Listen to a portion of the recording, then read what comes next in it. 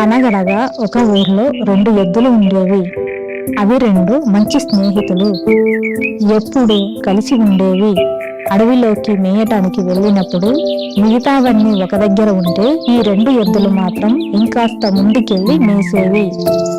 ఇలా ఉండగా ఒకరోజు ఆ రెండింటిలో ఒకటి ఒంటరిగా గడ్డి మేస్తూ ఉండగా ఒక పులి అక్కడే ఉన్న పొదల్లోంచి చూసింది.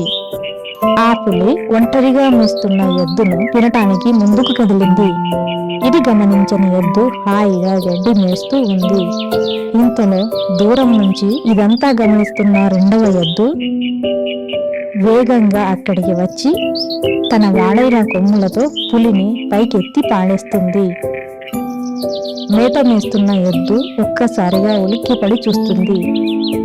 పులి భయపడి అక్కడి నుంచి పారిపోతుంది. అప్పటి నుంచి పులి వాటి దగ్గరికి రావాలంటే భయపడేది. దూరం నుంచి అవకాశం కోసం ఎదురు చూస్తూ ఉండేది.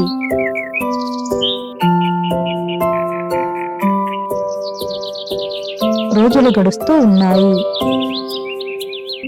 ఆ రెండు ఎద్దులు గొడవ పడి విడిపోతాయి. ఎక్కడికి వెళ్ళినా విడివిడిగానే వెళ్ళేవి. ఒంటరిగానే మేత మేసేవి. ఇది గమనించిన పులి ఒకరోజు ఒంటరిగా మేస్తున్న ఎద్దును చంపేసింది. ఇంకొన్ని రోజుల తర్వాత రెండవ ఎద్దును కూడా చంపేస్తుంది. ఈ ఇద్దరి మధ్య అయిన సమస్యలు సర్వసాధారణం. అందుకే ఎలాంటి సమస్య వచ్చినా సామరస్యంగా ఆ సమస్యను తీర్చుకోవాలి.